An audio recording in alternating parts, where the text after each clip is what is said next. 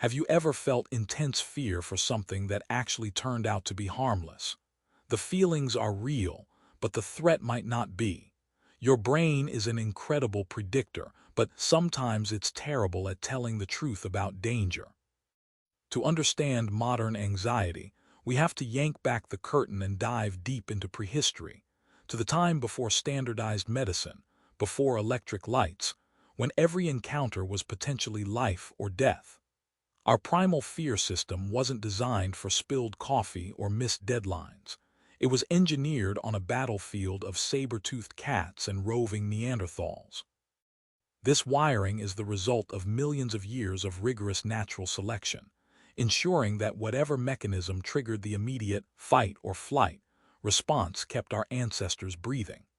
Think of it as an ancient, hyper-efficient alarm system. When your modern brain detects danger, say, a looming deadline, it's often running on circuits originally built to detect a saber-toothed shadow in the tall grass at dusk around 50,000 years ago.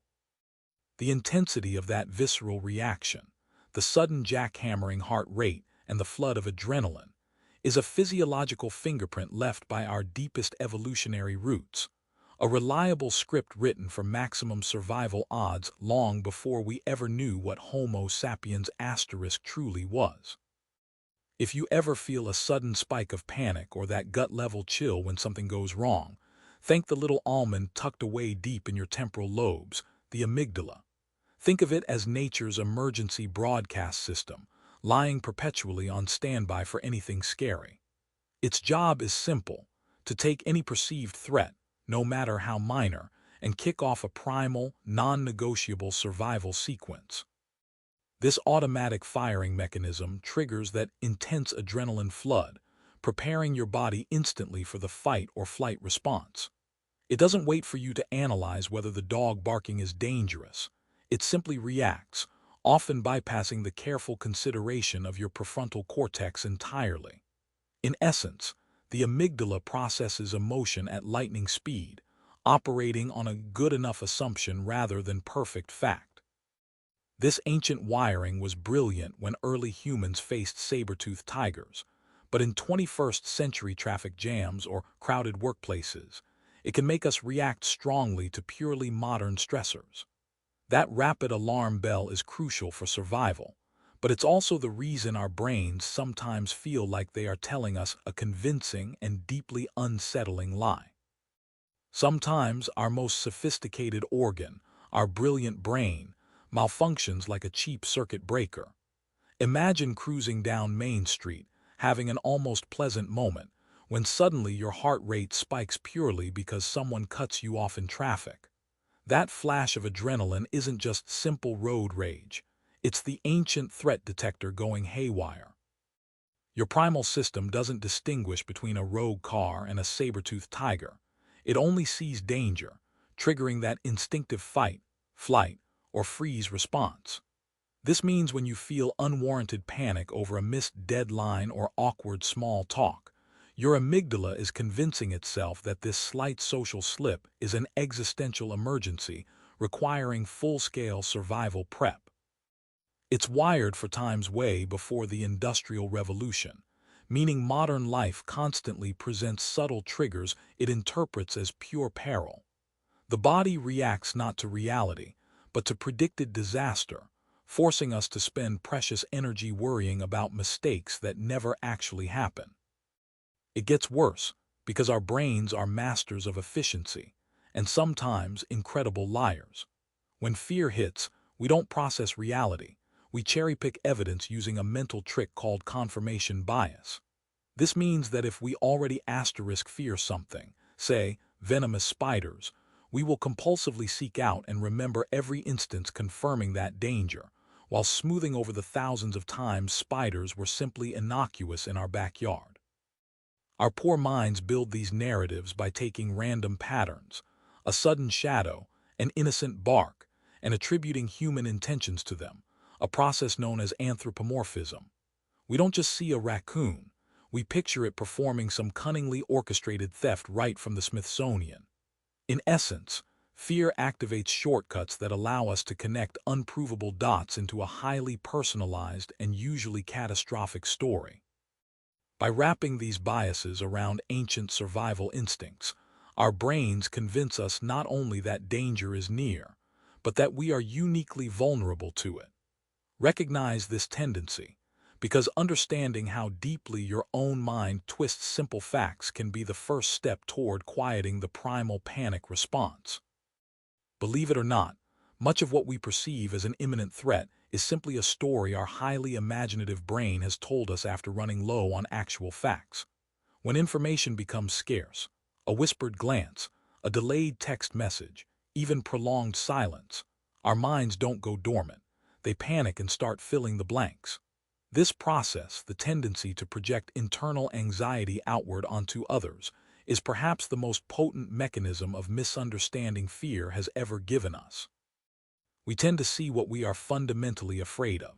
If you've recently experienced betrayal from a family member, you might unconsciously label every ambiguous gesture from your boss as evidence of professional sabotage.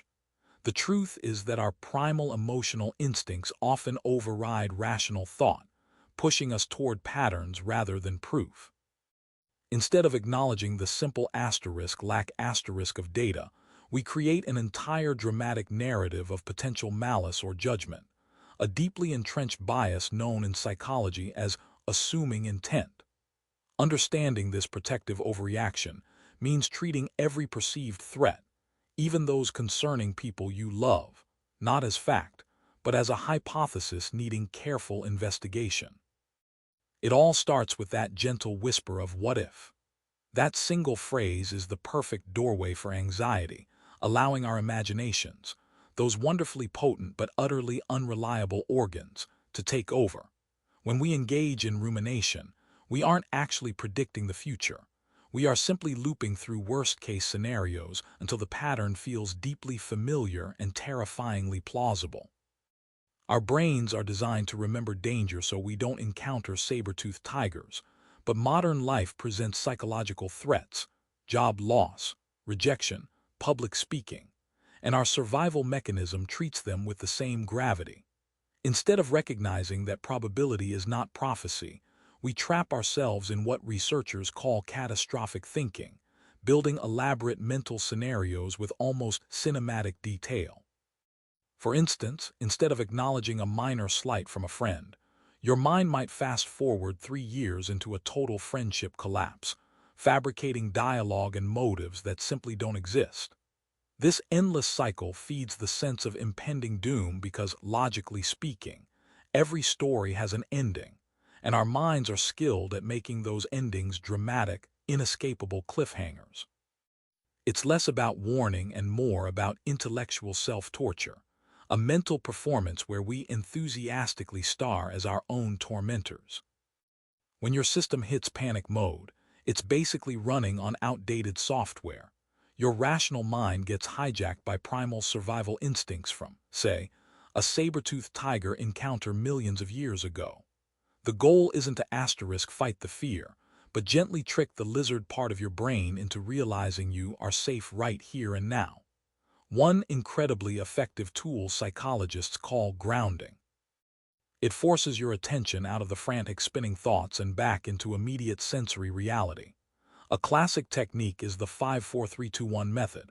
Name 5 things you can see, 4 things you can touch, maybe the rough weave of your chair fabric, 3 things you hear, 2 distinct smells, and finally, 1 thing you can taste. This simple checklist acts like a mental circuit breaker, interrupting the spiral. If that's too much, simply splashing very cold water on your wrists is shockingly powerful because the sudden temperature change triggers the dive reflex, instantly slowing down your heart rate. Remember that this isn't magic. It's basic neuroscience applied by understanding that your senses are the fastest way back to physiological safety. But here is the critical pivot. We must stop viewing fear as an outright enemy or a psychological failure. Think of it differently, not as a roadblock, but as exceptionally rich data, a sophisticated alarm system that only needs interpretation. The sheer biological mechanism proves this. Your fight or flight response isn't faulty wiring, it's evolutionary intelligence working overtime. When you feel that gut clench, those sudden hands sweating upon crossing the street, remember it's an alert, not a judgment on who you are. Instead of dismissing it with a weary, calm down, try acknowledging its effort. Thank you for warning me. Understanding this shifts your power. Fear becomes less about controlling you and more about telling you where to pay attention. This subtle shift transforms the painful wave of anxiety into actionable signals, green lights, yellow warnings, or perhaps even a deep red sign that requires immediate equipment check. You are learning to interpret nature's finest survival guide, turning something messy and terrifying into navigational instruction. Fear isn't malicious, it's just really bad software, but knowing how it works gives you incredible power. Next time that alarm goes off, pause. Don't react immediately. Check your input signals first. Your brain is your most powerful tool. Learn to listen critically and stop letting its lies guide your life.